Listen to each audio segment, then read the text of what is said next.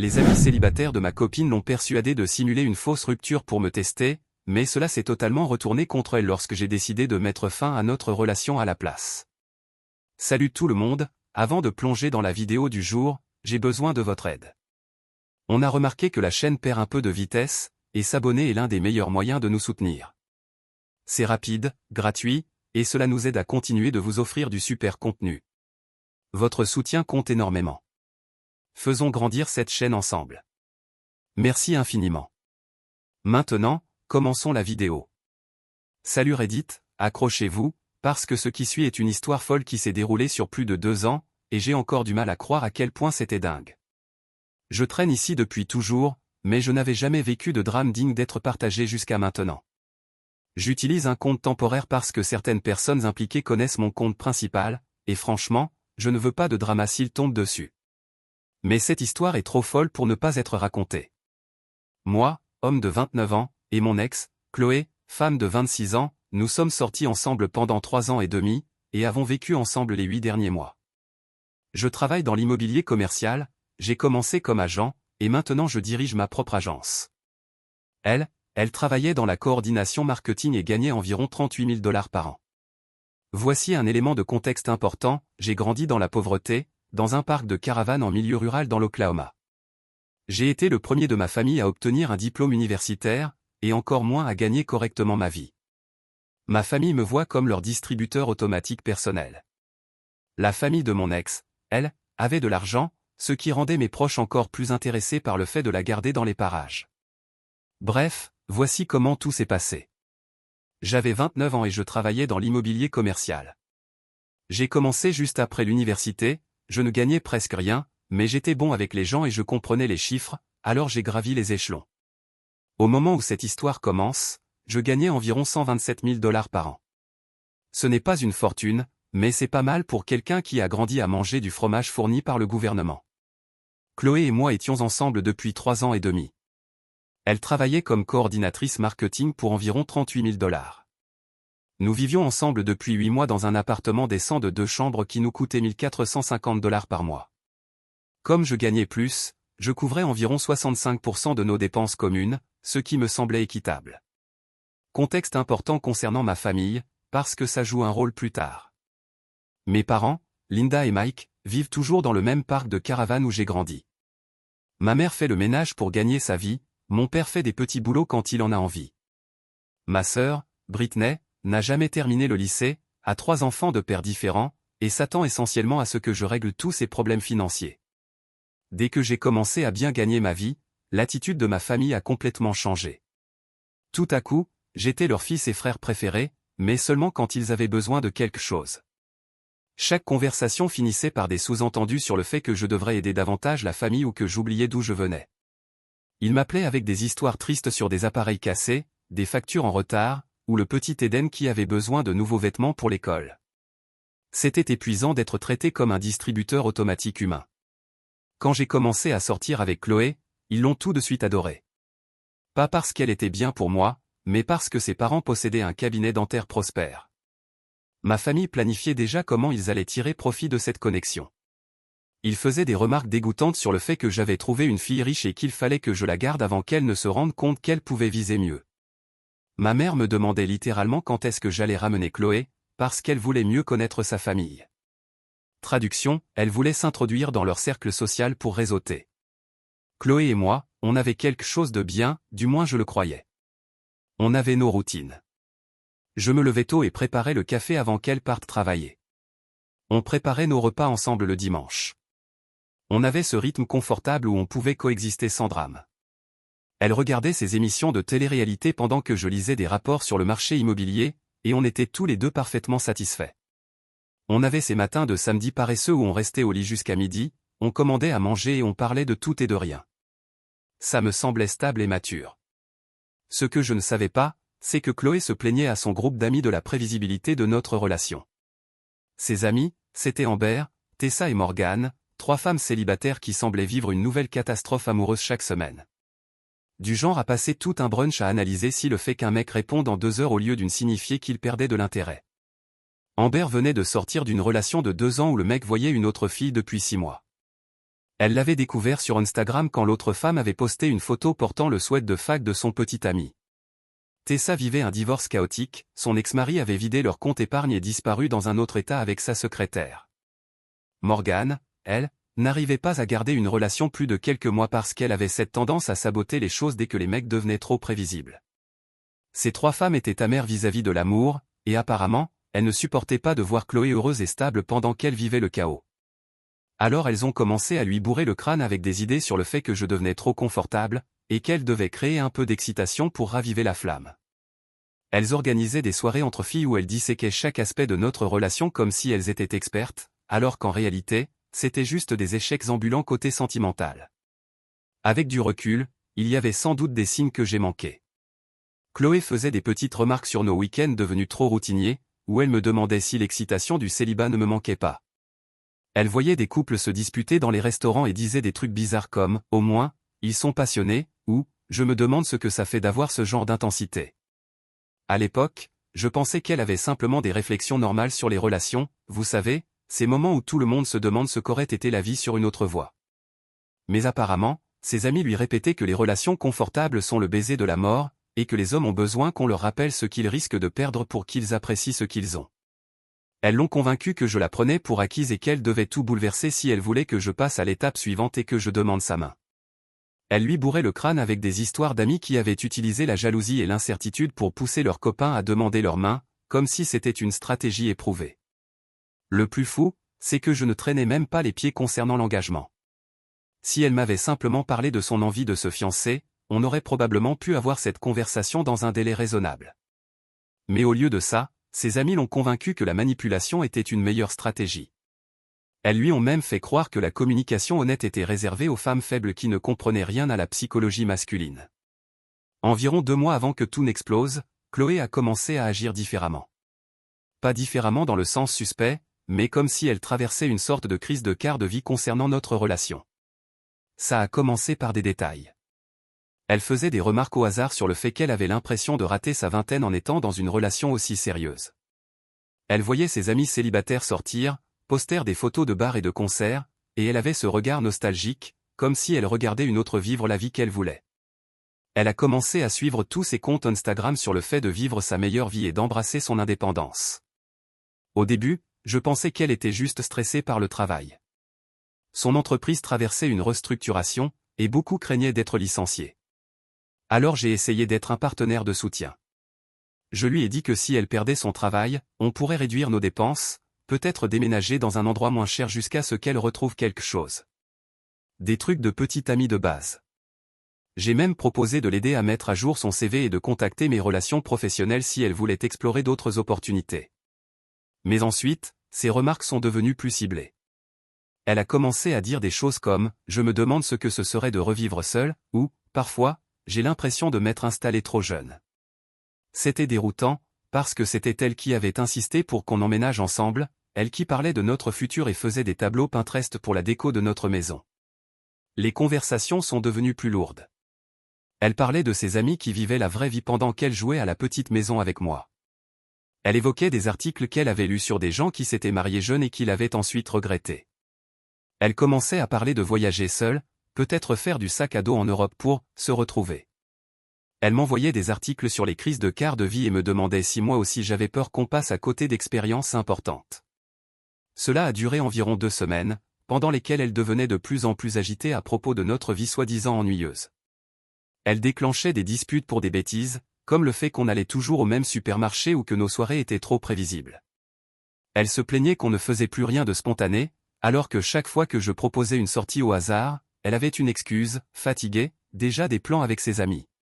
Puis un soir, elle m'a sorti la grosse conversation. On était assis sur le canapé après le dîner, le même canapé qu'on avait choisi ensemble 6 mois plus tôt dans un magasin de meubles, et elle s'est mise à pleurer, de vraies larmes, pas du faux.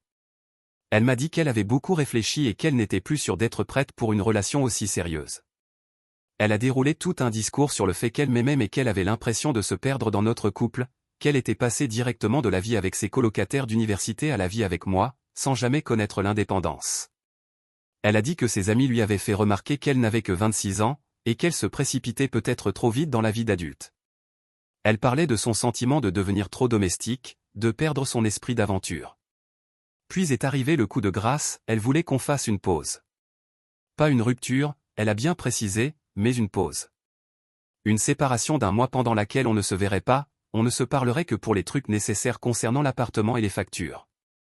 Elle disait qu'elle avait besoin de temps pour réfléchir à ce qu'elle voulait vraiment, si cette relation était ce qu'elle voulait vraiment, ou si elle restait juste parce que c'était confortable et familier.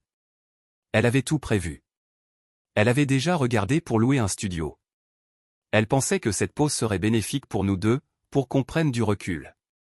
Elle disait que si on était vraiment fait pour être ensemble, 1 mois de séparation nous en convaincrait davantage. Et si ce n'était pas le cas, autant le découvrir maintenant avant qu'on ne s'engage encore plus.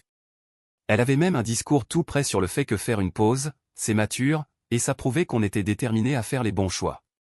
Elle le présentait d'une façon tellement raisonnable et mûre que je me suis surpris à hocher la tête, même si chaque mot me transperçait le cœur. Elle m'a parlé de combien elle m'aimait, et que ce n'était pas une question de vouloir voir d'autres gens, mais de croissance personnelle, de s'assurer qu'on se choisissait pour les bonnes raisons. Elle n'arrêtait pas de dire que c'était temporaire, qu'elle avait juste besoin d'espace pour se reconnecter avec elle-même. J'étais dévasté, mais j'ai essayé de comprendre. Je lui ai dit que si elle avait besoin d'espace pour réfléchir, je respecterais ça. J'ai même proposé d'être celui qui partirait chercher un logement temporaire, car elle aurait probablement plus de facilité à trouver un colocataire pour l'aider avec le loyer si nécessaire. J'essayais tellement d'être le petit ami compréhensif que je n'ai pas vu à quel point tout cela était calculé. Avec du recul, j'aurais dû voir clair dans son jeu. Chloé n'avait jamais été du genre à se perdre dans de grandes réflexions existentielles sur ses choix de vie. Elle était pragmatique et directe, du genre à prendre une décision et s'y tenir. Mais quand quelqu'un que vous aimez pleure et vous dit qu'il est perdu dans ses sentiments, vous avez envie de le croire et de l'aider à s'en sortir. Les 3 semaines suivantes ont été absolument brutales. J'ai emménagé dans la chambre d'amis de mon pote Jake, en lui versant $650 pour le mois. Pendant ce temps, je continuais de payer ma part du loyer de l'appartement que je partageais avec Chloé, parce que je ne voulais pas la mettre en difficulté financière alors qu'elle était censée réfléchir à sa vie. Jake a été un vrai ami pendant toute cette période, mais je voyais bien qu'il pensait que je me faisais avoir.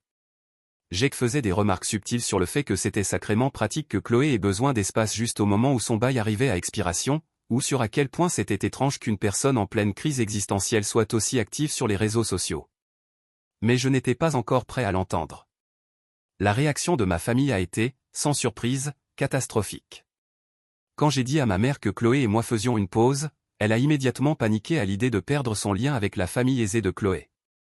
Elle m'a littéralement dit, « Tu ferais mieux d'arranger la situation vite avant qu'elle ne trouve quelqu'un avec plus d'argent. Merci pour le soutien émotionnel, maman. » Elle s'est ensuite lancée dans un sermon sur le fait que je devais me battre pour ma femme et ne pas la laisser partir à cause de ma fierté. Mon père, lui, m'a conseillé d'acheter des cadeaux chers à Chloé pour la reconquérir. Des fleurs, des bijoux, peut-être un week-end dans un endroit sympa. Il répétait que les femmes ont besoin qu'on leur rappelle ce qu'elles ont, et que je devais me battre plus fort pour la garder. Il m'a suggéré de me pointer à son travail avec des roses ou de lui écrire des lettres d'amour. Ma sœur Brittany a été plus directe. Elle m'a demandé si ça voulait dire que je ne pourrais plus l'aider à payer ses mensualités de voiture, puis elle a suggéré que je devrais demander Chloé en mariage immédiatement pour la verrouiller. Aucun d'eux ne se souciait de ce que je ressentais ou si cette situation était saine pour moi. Ils étaient simplement inquiets pour leur accès aux relations de la famille de Chloé et ce que cela signifierait pour leur capacité à profiter de ma relation. Quand j'ai essayé d'expliquer que peut-être un peu de distance était bénéfique pour évaluer notre couple, ils m'ont regardé comme si j'étais fou. Le travail est devenu un cauchemar. D'habitude, je suis concentré quand il s'agit de clients ou d'analyser des transactions immobilières, mais là, je faisais sans arrêt des erreurs stupides et je passais à côté de détails importants. Ma concentration était foutue. Je me retrouvais en pleine visite avec des clients potentiels, et mon esprit vagabondait en me demandant ce que faisait Chloé à ce moment précis. J'ai raté 2 appels clients importants parce que j'étais absorbé par mon téléphone à attendre qu'elle me réponde. Mon patron m'a convoqué après que j'ai fait une erreur dans la paperasse d'un gros contrat de location, et il m'a demandé si tout allait bien à la maison. J'ai dû admettre que je traversais des problèmes de couple, ce qui était franchement embarrassant dans l'immobilier commercial, un domaine où on doit projeter de la confiance et de la stabilité. Les clients ne veulent pas traiter avec quelqu'un dont la vie personnelle est en miettes. Il a été compréhensif, mais il m'a dit que je devais remettre la tête dans le travail avant que cela ne nuise à ma réputation. Pendant ce temps, Chloé semblait s'épanouir dans cette soi-disant période difficile de quête intérieure. Ses réseaux sociaux étaient pleins de photos d'elle avec ses amis, testant de nouveaux restaurants, visitant des galeries d'art ou allant à des concerts. Elle avait l'air heureuse et insouciante, pendant que moi, je me battais pour rester debout. Elle postait ces clichés parfaitement soignés qui faisaient ressembler sa vie à un documentaire d'aventure. Elle ajoutait des légendes du genre « me redécouvrir » ou « embrasser l'indépendance ». Des photos d'elle en train de rire avec Amber, Tessa et Morgan dans un brunch branché dont je n'avais jamais entendu parler. Des clichés d'un cours de poterie ou d'une séance de yoga dans un parc. Elle vivait comme quelqu'un qui venait de sortir de prison. Le contraste entre son bonheur apparent et ma détresse était dévastateur. La guerre psychologique était la pire partie. Tous les 2 ou 3 jours, elle m'envoyait des messages soigneusement écrits, conçus pour me maintenir accroché mais dans le flou. Des choses comme « tu me manques quand tu prépares le café le matin », suivi de « mais j'apprécie vraiment d'avoir mon propre espace pour réfléchir ». Les signaux contradictoires étaient calculés pour me déséquilibrer et me garder dans l'espoir. Ou bien elle écrivait « je repensais à notre voyage au Colorado l'an dernier », puis le lendemain, elle postait une photo d'elle en randonnée avec ses amis, l'air de n'avoir aucun souci au monde. Elle partageait des souvenirs heureux, puis faisait immédiatement quelque chose qui suggérait qu'elle avançait sans moi. Le choc émotionnel constant me rendait fou. J'ai commencé à perdre du poids parce que je n'avais plus d'appétit. La nourriture avait le goût du carton, et j'oubliais de manger. J'ai dû perdre environ 7 kilos en 3 semaines. J'ai commencé à s'inquiéter sérieusement pour moi, parce que je passais mes soirées assis dans son salon à fixer mon téléphone, espérant que Chloé me réponde. Il s'est mis à m'apporter de la nourriture et à s'assurer que je mangeais au moins un vrai repas par jour. Je consultais sans arrêt son Instagram et son Facebook, analysant chaque photo et chaque légende pour deviner son état émotionnel. Lorsqu'elle postait une photo d'elle en train de rire dans un restaurant, je passais des heures à me demander si elle était plus heureuse sans moi. Lorsqu'elle partageait une citation sur l'indépendance ou la découverte de soi, je l'interprétais comme une preuve qu'elle envisageait de tout arrêter définitivement. Je suis devenu obsédé par l'idée de décoder le moindre détail de ses publications. Une partie rationnelle de mon cerveau savait que si quelqu'un avait vraiment besoin d'espace pour réfléchir profondément à sa vie, il ne passerait probablement pas son temps à publier sur les réseaux et à sortir sans arrêt. Mais quand on aime quelqu'un et qu'il vous a convaincu qu'il traverse une crise émotionnelle, on veut croire que son comportement a un sens. D'une manière ou d'une autre, je continuais à lui trouver des excuses malgré les incohérences. Après 3 semaines de ce supplice, je commençais à accepter que notre relation était probablement terminée. J'étais toujours anéanti, mais j'essayais de faire la paix avec la situation et de me reconstruire sans Chloé. J'avais même commencé à regarder des annonces d'appartements en vue de la fin de mon mois chez Jack. Et puis tout a basculé. Ce que j'ai appris plus tard, c'est qu'il y avait eu une grosse dispute entre Chloé et son groupe d'amis. Apparemment, Morgan était jalouse de toute l'attention que recevait Chloé pendant cette crise, et elle avait commencé à faire des remarques sur le fait que Chloé en faisait trop et me faisait traîner inutilement. Elle avait l'impression que Chloé récoltait toute la sympathie et le soutien, tandis que ses propres désastres amoureux étaient complètement ignorés. Cela a conduit à une énorme dispute entre elles. Morgan a accusé Chloé de trop apprécier la manipulation, et Chloé a accusé Morgan d'être jalouse que leur plan fonctionne si bien. Morgan aurait même dit que Chloé devenait une psychopathe qui prenait plaisir à me voir souffrir. Tessa a tenté de jouer les médiatrices, mais elle a fini par prendre le parti de Morgan lorsque Chloé s'est braquée et s'est mise à hurler contre les deux. Toute cette histoire a culminé avec Amber, qui s'est sentie extrêmement coupable de ce qu'elle m'avait fait. Apparemment, elle avait des doutes depuis des semaines sur cette manipulation, surtout en voyant à quel point j'étais de plus en plus visiblement affecté. Elle m'avait aperçu à l'épicerie, l'air complètement démoli, comme si j'avais été percuté par un camion, et cela lui avait donné la nausée de honte.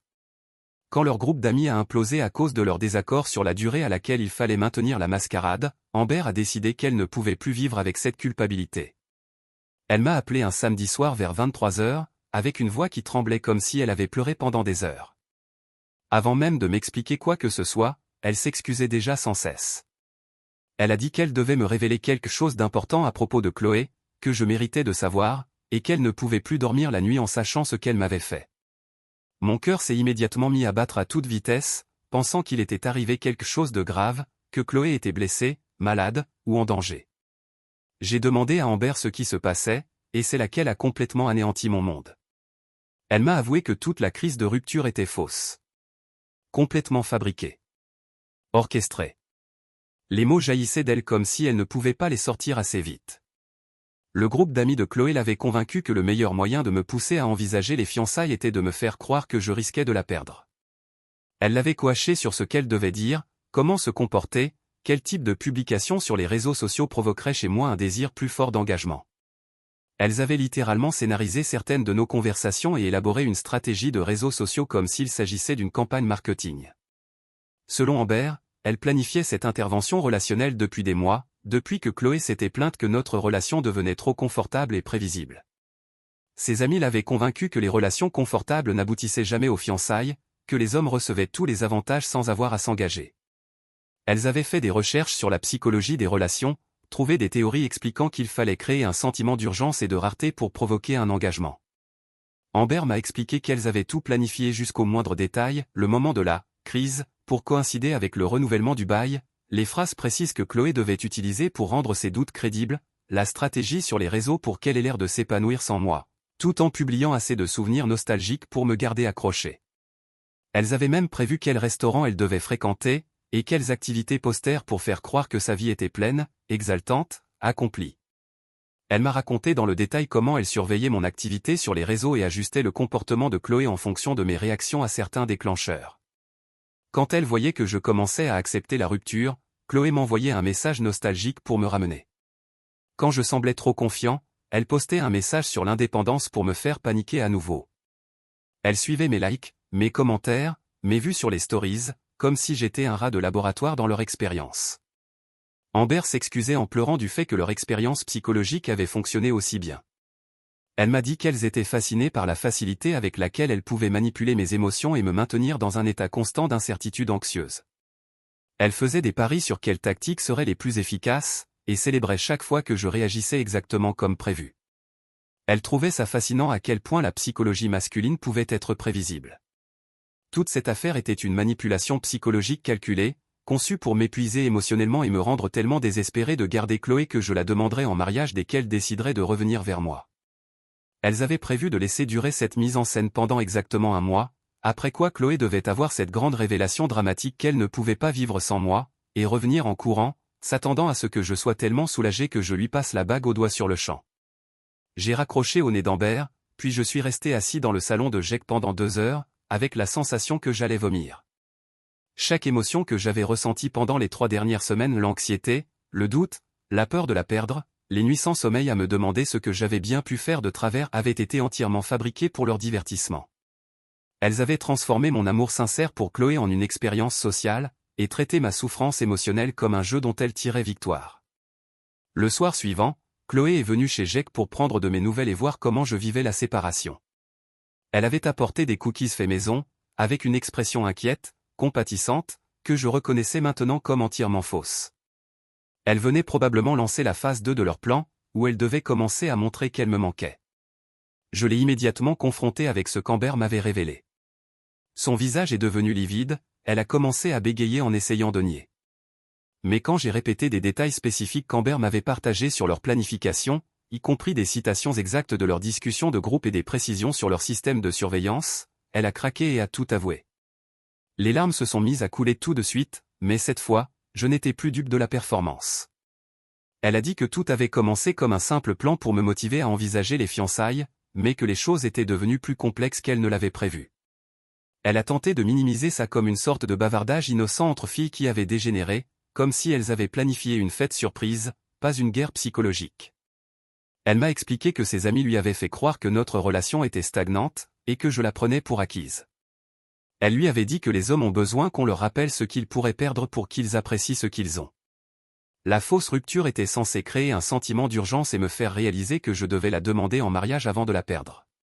Elle prétendait qu'elle lui avait montré des tas d'articles sur la psychologie des relations prouvant que leur stratégie fonctionnerait. Elle s'est excusée encore et encore, disant qu'elle n'avait jamais voulu que ça dure aussi longtemps ni que ça me fasse autant de mal. Elle prétendait qu'elle comptait bientôt mettre fin à la mascarade, parce que cette pause lui avait fait réaliser à quel point elle m'aimait et voulait être avec moi. Elle disait que me voir souffrir avait été plus difficile qu'elle ne l'avait imaginé, et qu'elle avait dit à ses amis plusieurs fois qu'elle voulait arrêter. Mais ensuite, elle a recommencé à essayer de me manipuler, là, sur le moment. Elle m'a dit que si je l'aimais vraiment, je serais capable de pardonner une erreur, et que ma réaction prouvait peut-être que ses amis avaient raison, que je n'étais pas vraiment engagé dans notre avenir. Elle a suggéré que le fait que j'étais en colère prouvait que je ne la comprenais pas vraiment ou que je ne m'intéressais pas à ses besoins émotionnels. Elle soutenait que le plan avait en fait fonctionné, parce qu'il avait montré à quel point je tenais à elle, et que nous pouvions utiliser cette expérience pour rendre notre relation plus forte. Elle disait que maintenant, nous savions tous les deux combien nous comptions l'un pour l'autre, et que nous pouvions avancer avec cette certitude. Elle essayait de présenter cela comme une sorte de révélation relationnelle qui, au final, nous aurait tous deux bénéficié. Cette tentative de retourner la situation contre moi, de faire de moi le problème, m'a mis plus en colère que tout ce qu'elle avait fait auparavant. Je lui ai dit qu'au lieu de me donner envie de faire ma demande, elle avait réussi l'exact opposé. Je ne pouvais pas épouser quelqu'un qui pensait que la manipulation psychologique était une stratégie relationnelle acceptable, surtout quelqu'un qui avait pu me regarder souffrir en sachant que tout cela était faux. Je lui ai expliqué que ce qui me dérangeait le plus, ce n'était pas seulement la tromperie elle-même, mais le fait qu'elle m'ait regardé souffrir pendant 3 semaines en sachant que c'était un mensonge. Elle m'avait vu perdre du poids, galérer au travail, m'angoisser sur notre avenir, pendant qu'elle s'amusait avec ses amis, traitant mes émotions comme un divertissement. Elle m'avait regardé droit dans les yeux à plusieurs reprises durant ces semaines, en faisant semblant de traverser une crise, alors qu'elle me faisait traverser l'enfer pour son propre bénéfice. Quand elle pleurait en disant qu'elle se sentait piégée dans notre routine, elle jouait la comédie. Quand elle parlait de « retrouver qui elle était », elle récitait un script. Quand elle disait qu'elle ne savait plus si elle m'aimait, elle essayait délibérément de me blesser pour obtenir la réaction que ses amis attendaient. Chaque larme, chaque moment de prétendue vulnérabilité, chaque expression d'amour ou de regret, avait été calculée pour maximiser l'impact émotionnel. Je pensais à toutes les nuits blanches que j'avais passées à me demander ce que j'avais mal fait, à tous les doutes sur ma valeur, à toute l'anxiété concernant notre avenir commun. Elle m'avait fait traverser tout cela, tout en sachant que c'était entièrement fabriqué. Elle m'avait vu remettre en question tout ce que je croyais, à propos de moi-même et de notre couple, pendant qu'elle postait des photos d'exposition d'art sur Instagram. Chloé continuait de supplier, promettant qu'elle n'écouterait plus jamais ses amis. Elle a proposé une thérapie de couple pour surmonter les problèmes de confiance. Elle disait qu'elle ferait tout pour réparer ce qu'elle avait brisé et reconstruire ce que nous avions. Elle a même proposé de couper complètement les ponts avec ses amis et de déménager quelque part pour tout recommencer. Elle utilisait tous les leviers de manipulation possibles, mais j'en avais fini. Je lui ai dit que la confiance entre nous était totalement détruite, et que je ne pouvais pas construire ma vie avec quelqu'un capable d'un tel niveau de tromperie et de manipulation. Comment pouvais-je croire à quoi que ce soit qu'elle dirait à l'avenir? Comment faire confiance au fait qu'un futur problème de couple ne soit pas juste un autre test? Elle pleurait toujours, répétant qu'elle m'aimait, mais je lui ai expliqué que l'amour ne consistait pas à faire souffrir intentionnellement son partenaire pour en tirer un bénéfice personnel. Le véritable amour repose sur la communication honnête, pas sur des jeux psychologiques conçus pour pousser quelqu'un à faire une demande en mariage. Ce qu'elle avait fait n'était pas de l'amour. C'était de l'abus narcissique déguisé en stratégie relationnelle. Je lui ai dit qu'elle avait obtenu ce qu'elle voulait, de l'espace de façon permanente. 2 semaines plus tard, j'avais trouvé mon propre appartement, un joli T2 à 1100 $ par mois, dans un quartier complètement différent.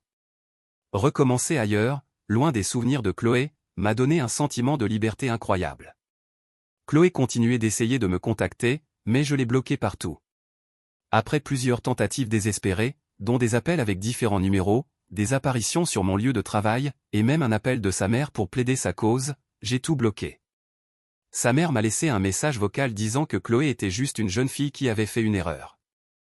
La pomme ne tombe jamais loin de l'arbre, en matière de tactique manipulatrice. Ses amis ont aussi tenté de me recontacter avec des excuses pathétiques. Amber disait qu'elle voulait juste aider Chloé. Tessa prétendait que je réagissais de façon excessive parce que toutes les relations impliquent de la stratégie. Et Morgan a carrément osé dire que leur plan avait marché, parce qu'il avait prouvé à quel point je tenais à Chloé.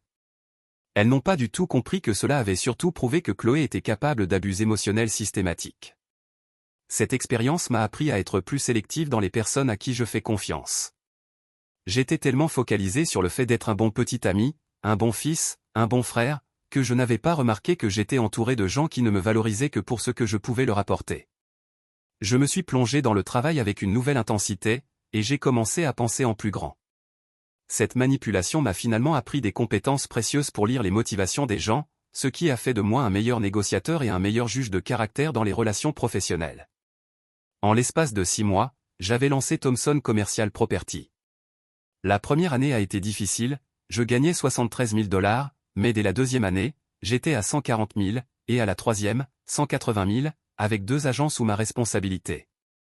Pendant ce temps, la vie de Chloé s'est effondrée. Elle est retournée vivre chez ses parents après avoir perdu son emploi dans le marketing, affrontant quotidiennement des disputes et des pressions familiales sur le fait d'avoir gâché une relation avec un homme bien. Son groupe d'amis manipulatrices s'est complètement désintégré après leur dispute, chacune blâmant les autres pour l'échec retentissant de leur plan. Moi, je ne prêtais pas attention à leur drame. J'étais trop occupé à bâtir mon entreprise et à savourer ma liberté loin des personnes toxiques. Avance rapide jusqu'à aujourd'hui, ma vie avait complètement changé. Thomson Commercial Property cartonnait. Je gagnais environ 280 000 $ par an et j'avais agrandi l'équipe à 5 agents sous ma direction. J'avais acheté une maison dans un beau quartier pour 340 000 $, et je conduisais une BMW 548e. Rien de trop tape à accent grave-l'œil, mais assez pour montrer que j'avais réussi. Plus important encore, j'étais fiancé à une femme incroyable nommée Sarah, une avocate spécialisée en immobilier, brillante et attentionnée. La vie était vraiment, vraiment belle. Et c'est là que les messages désespérés ont commencé à arriver. Tout a commencé par un message LinkedIn de Chloé. Je l'avais pourtant bloqué partout ailleurs disant qu'elle avait entendu parler de mon succès professionnel par des connaissances communes et qu'elle voulait me féliciter. Elle écrivait qu'elle avait toujours su que j'étais capable de grandes choses et qu'elle était fière de me voir réussir. Le message était clairement calculé pour sembler bienveillant et amical tout en rouvrant la porte à une éventuelle conversation.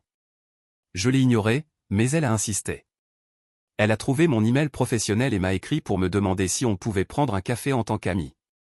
Quand je n'ai pas répondu, elle est devenue plus directe. Elle a commencé à envoyer des emails plus longs parlant de combien elle avait mûri en tant que personne, et à quel point elle regrettait la façon dont les choses s'étaient terminées entre nous. Il s'avère que la vie de Chloé ne s'était pas améliorée au cours des 2 dernières années. Après avoir été licenciée de son poste de marketing, elle avait eu du mal à retrouver un emploi décent. Le marché de l'emploi dans son domaine était concurrentiel, et ses compétences s'étaient périmées pendant le temps qu'elle avait consacré à notre drame relationnel au lieu de se développer professionnellement. Elle avait enchaîné des contrats temporaires et des petits boulots, gagnant peut-être 25 000 $ par an, avec un peu de chance. Vivre chez ses parents était devenu insupportable. Il la harcelait constamment à propos du fait qu'elle avait laissé filer une belle opportunité avec moi, et la comparait aux filles des amis de la famille qui se mariaient et achetaient des maisons. La pression et les critiques la rongeaient. D'après ce que j'ai entendu par le bouche à oreille, elle était pratiquement traitée comme une ratée qui avait gâché sa propre vie à cause de mauvais choix. Elle avait vidé toutes ses économies durant ses périodes de chômage et accumulé plus de 8 000 $ de dettes sur ses cartes de crédit. Sa voiture avait été saisie après plusieurs paiements manqués, et elle se déplaçait maintenant en bus ou empruntait la voiture de ses parents. Le contraste entre sa situation actuelle et la vie qu'elle avait abandonnée semblait la ronger de l'intérieur. Et voici la meilleure partie, par l'intermédiaire de notre réseau commun, elle avait appris que je réussissais assez bien pour embaucher. Et elle était désespérée au point de me demander un emploi n'importe lequel. La femme qui m'avait torturé psychologiquement pour se divertir me suppliait désormais de lui offrir un poste. Elle m'a envoyé un email pathétique dans lequel elle s'excusait pour tout ce qui s'était passé entre nous et disait qu'elle avait appris et grandi de cette expérience. Elle écrivait qu'elle serait reconnaissante pour n'importe quelle opportunité chez Thomson Commercial Property, même pour un poste administratif de base. L'email avait manifestement été rédigé et réécrit plusieurs fois, chaque mot pesé pour paraître humble et sincère, tout en soulignant ses qualifications. Elle entrait dans des détails pénibles sur ses difficultés financières, expliquant que ses parents menaçaient de la mettre à la porte si elle ne remettait pas sa vie sur pied rapidement. Elle écrivait qu'elle pensait constamment à moi et qu'elle avait compris que me perdre avait été la plus grosse erreur de sa vie, pas seulement sur le plan sentimental, mais aussi professionnel, car elle n'avait jamais reconnu à l'époque mes qualités entrepreneuriales. Elle admettait littéralement avoir ruiné sa propre vie en détruisant notre relation. Puis ses anciennes complices ont commencé à me contacter elles aussi. Amber m'a envoyé un message sur Facebook, me demandant si mon entreprise avait besoin d'aide en marketing freelance, parce qu'elle peinait à payer ses factures en travaillant à mi-temps dans la vente au détail. Elle essayait de faire comme si on était de vieux amis qui avaient simplement perdu le contact, ignorant complètement le fait qu'elle avait contribué à orchestrer ma torture émotionnelle. L'audace était sidérante. Tessa m'a contacté pour savoir si j'avais des postes administratifs disponibles, car elle était désespérée de trouver un revenu stable avec des avantages. Apparemment, elle passait d'un emploi temporaire à l'autre et en avait assez de ne pas avoir d'assurance maladie ni de congés payés.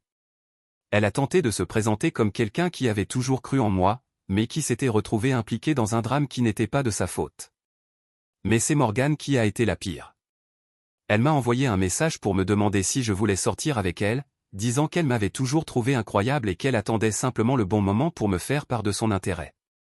L'audace était incroyable, la femme qui avait contribué à planifier ma destruction mentale voulait maintenant se positionner comme une option romantique, comme si je devais être flatté par son attention.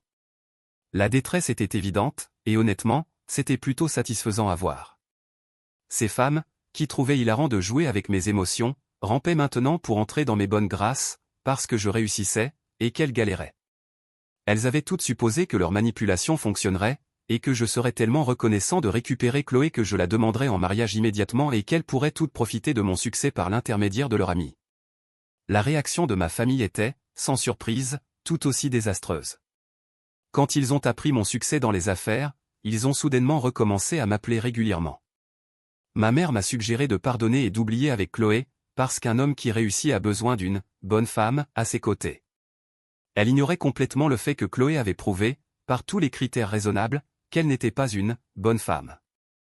Mon père m'a proposé sa dernière combine pour devenir riche rapidement, et a suggéré que Chloé pourrait m'aider à réseauter grâce aux relations fortunées de sa famille comme si cela m'avait un jour intéressé.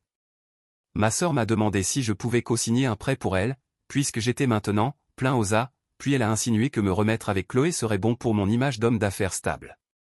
Mais voilà, j'avais retenu la leçon. Je ne laissais plus les gens toxiques réintégrer ma vie. J'ai répondu à la demande d'emploi de Chloé par un email professionnel, expliquant que, bien que j'apprécie son intérêt pour Thomson Commercial Property, je ne pensais pas qu'il serait approprié d'avoir une relation de travail au vu de notre passé. Je lui ai souhaité bonne chance dans sa recherche d'emploi, et je lui ai suggéré d'explorer d'autres opportunités dans la région. Le message était poli mais ferme, sans ouverture à une quelconque négociation ou poursuite de la conversation. Quant à ses amies manipulatrices, je n'ai pas répondu du tout. Elles ne méritaient même pas la courtoisie d'un message. Leur répondre n'aurait fait qu'ouvrir la porte à de nouvelles tentatives de manipulation. À ma famille, j'ai été on ne peut plus clair, le fait que je réussisse professionnellement ne signifiait pas que j'étais devenu leur guichet automatique personnel. Leur intérêt soudain pour ma vie était manifestement intéressé, et je leur ai dit que, s'ils voulaient entretenir une relation avec moi, elle devait reposer sur l'affection sincère et le respect, pas sur l'opportunisme financier. Le meilleur dans tout ça, c'est que les rumeurs se sont vite propagées dans notre cercle social, tout le monde savait que je réussissais brillamment, et que j'avais géré les tentatives désespérées de reconquête avec professionnalisme. Des gens ont commencé à me contacter pour des opportunités commerciales et des collaborations professionnelles, tandis que la réputation de Chloé et de ses anciennes amies en avait pris un sacré coup. Quand la vérité sur leur manipulation est sortie, leur image sociale s'est écroulée. D'après les dernières nouvelles que j'ai entendues, Chloé vivait toujours chez ses parents et travaillait à temps partiel dans une boutique de vêtements au centre commercial, gagnant à peine plus que le salaire minimum. Amber était retournée dans sa ville natale parce qu'elle ne pouvait plus se permettre de vivre ici, et travaillait au cabinet d'assurance de son oncle. Tessa bossait dans un centre d'appel, au salaire minimum, toujours amère à cause de son divorce, postant sans arrêt des diatribes rageuses sur les réseaux sociaux contre l'injustice de la vie. Quant à Morgane, elle sortait avec un type qui la traitait mal mais qui avait de l'argent, donc elle supportait les abus émotionnels en échange de sécurité financière. L'ironie ne m'échappait pas.